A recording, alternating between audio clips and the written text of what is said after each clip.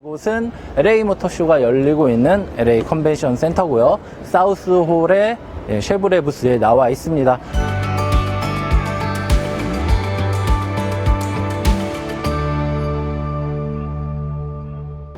트레일블레이저 먼저 보도록 하겠습니다. 자, 이 차는 어제 월드 프리미어로 공개로 돼서 한국 미디어에도 많이 나왔을 거예요. 그래서 많이 보셨을 것 같은데 또 이렇게 라이브로 보시는 거는 처음일 것 같습니다. 자, 전반적으로 이 차의 등급이 뭐냐? 이 차가 과연 트랙스 후속이냐? 어떤 차냐라고 이렇게 궁금해 하실 수 있는데, 이 차는 트랙스 후속은 아니고 트랙스와 이코녹스 사이에 그 중간을 메꾸는 모델입니다. 그런데 이 차의 크기가 살짝 애매해요. 셀토스보다는 살짝 크고 투싼보다는 살짝 작습니다. 그래서 투싼 같은 경우가 내년에 풀체인지가 될 텐데, 풀체인지가 되면 크기가 커질 거잖아요. 그러다 보니까 이 차가 한국에 내년 1, 2월쯤에는 우리나라에 출시될 건데, 제가 생각하기에는 이 차를 B세그먼트의 셀토스의 라이벌로 볼 것이냐, 아니면 투싼 같은 C세그먼트의 시작점으로 볼 것이냐에 따라서 이 차의 포지셔닝이 달라질 것 같습니다. 근데 저는 그 세그먼트 구분은 현대차가 지어놓은 거고, 쉐보레는 쉐보레 나름대로의 역할을 하면 좋을 것 같습니다. 그리고 트랙스 후속으로 생각되는 트래커라는 차가 또 따로 있어서, 그 차는 또 나오면은 한국에 출시될지는 모르겠지만, 아무튼 쉐보레 한국 GM은 트랙스, 그리고 이 트레일블레이저, 그리고 이코녹스, 그 중간에 그 이코녹스 다음에 블레이저까지 끼면은 다양한 SUV 라인업이 나올 것 같습니다. 자, 전반적으로 보시면은 굉장히 쉐보레가 되게 진짜 정통 SUV스러운 그런 바디 비율을 많이 강조를 하고 있는데요. 이 차 역시도 전면부 디자인은 약간 그 카마로 느낌으로 이렇게 단을 나누면서 뭔가 이 듀얼포트 그릴이 넓게 차지하고 있는 그런 전면부를 만들고 있습니다. 그리고 이 주간주행등이 상단에 위치하고요. 전조등이 이제 그 하단에 위치하고 있는 현대차에서 많이 하고 있는 그런 방식이 쉐보레에도 그대로 적용이 됐습니다. 그런데 너무 이게 얇지는 않고 살짝 굉장히 두꺼운 주간주행등이 이렇게 적용이 됐고요. 램프도 꽤 큼지막하게 나와 있습니다. 이 차는 한국에서 생산될 모델이고요. 그리고 한국에서 생산돼서 해외 시장에 이렇게 나올 예정입니다. 우리나라에 나올 때는 어떤 파워트레인이 달릴지 모르겠는데, 기본적으로 좀 1.35 가솔린 터보 말루브에도 들어갔던 그 엔진과 1.6 디젤 정도가 들어갈 것 같네요. 자, 측면을 보도록 하겠습니다. 측면 같은 경우는 타이어가 굉장히 좀 17인치인데 편평비가 60입니다. 꽤 두꺼운 타이어가 들어있습니다. 한국 타이어가 있고요. 나는 도시명 SUV, CUV 스타일이 아니라 이제 SUV 느낌으로 정통 느낌이 나도록 만들어졌어라는 걸 보여주기 위해서 굉장히 좀 두께가 두꺼운 타이어를 썼고요. 그리고 이렇게 측면에 벨트 라인이 뒤로 올라가면서 굉장히 멋있게 올라갑니다. 그리고 플루팅 루프스러운 지붕이 들어가 있고요. 그리고 약간 샤크핀 같은 그런 느낌으로 뒷부분을 잘 마무리했습니다. 사실 이 차가 꽤 높아요.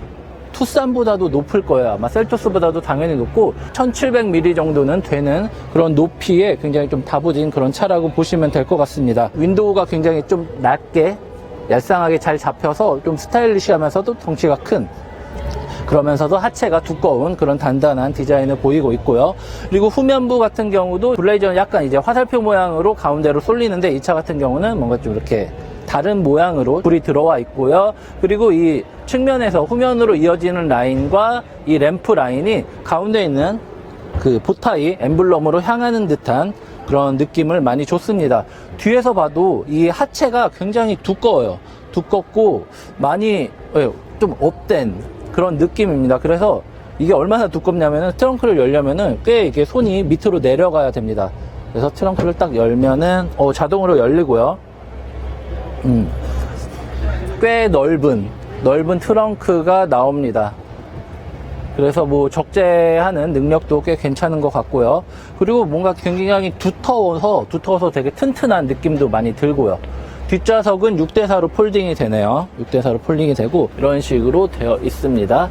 배기 같은 경우는 가짜는 아니고 그 머플러 팁하고 바로 이게 연결된 거는 아니고 약간 떨어져 있지만 양쪽으로 배기구가 둘 다 나와 있습니다. 그래서 머플러 팁 자체는 페이크인데 따로 이렇게 그 아예 관이 없는 건 아니고 둘 다 이 머플러 관이 있고 그 뒤에 살짝 떨어져서 머플러 팁이 있는 그런 구조입니다.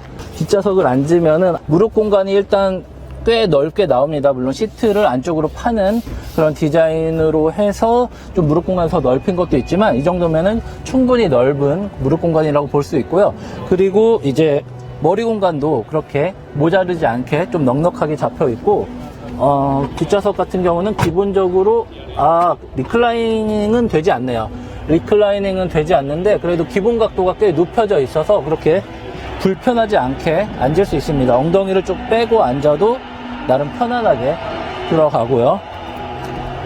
자, 이런 식으로 되어 있습니다. 뒷좌석 같은 경우는 근데 뭐 별다른 게 사실 없네요. 에어컨이 나오는 부분도 없고 그냥 USB랑 C타입 케이블 넣는 부분만 있고요. 그리고 뭐 이런 콘센트 연결 단자가 있고 뭐 이런 독서등이 있는데 LED는 아니고요. 좀 뒷좌석은 좀 조촐하네요. 조촐한데 이게 좀 파노라마 선루프가 들어져 있어서 반은 열리고 반은 그냥 유리로 닫혀져 있는 그런 디자인이 들어 있습니다. 자, 좀 약간 송풍구나 뭐 온도 조절할 수 있는 그런 것들이 있었으면 더 좋았을 텐데 그런 부분이 없는 거는 살짝 아쉽습니다. 자, 운전석에 앉았습니다. 양쪽에 동그란 모양의 이제 그 아날로그 클러스터가 있고요. 왼쪽이 RPM, 오른쪽이 이제 속도를 나타내는 겁니다. 오른쪽은 그 마일로 있어서 140까지밖에 없죠. 그리고 가운데는 작은 주행정보창이 있고 상단에도 또 주행정보창이 하나 더 있습니다. 쉐보레에서 이렇게 많이 쓰는 방식이죠. 그리고 옆으로 보면은 한 8인치 정도 되는 디스플레이가 있고요. 뭐 비상등 버튼 있고 그 위로 에어컨 송풍구 있고요. 기본적인 구성은 쉐보레가 기존에 했던 방식하고 크게 다르지 않는데 약간 이런 레이아웃 구성을 조금 더 세련되게 해서 좀 멋을 부린 티는 납니다. 그리고 이게 앞에 보면은 오토 스타트 앤 스탑 버튼 있고 차로 이탈 방지 시스템일 거예요. 그리고 ESC 오프, 그리고 이거는 스포트 모드겠죠. 그리고 AW 모드까지 있습니다. 그 안쪽에는 이제 무선 충전이 있고 C타입, USB, AUX까지 있고 그리고 12V까지 있습니다. 자, 이렇게 보면은 막 세련된 느낌은 아니고요. 좀 이렇게 실용성을 더 부각한, 그러면서도 기존에 없던 첨단 사양을 좀 많이 집어넣은 그런 모델이라는 생각이 드네요. 그래서 예전에 있던 쉐보레의 SUV와 그게 크게 다르지 않은 그런 큰 변화는 느껴지지 않지만 그렇다라는 거는 좀 기본기에 여전히 충실하고 실용성을 더 강조했다라는 게 될 수 있겠지만 그래도 좀 세련된 모습은 아직 없는 것 같아서 그 부분은 살짝 아쉬운 것 같습니다.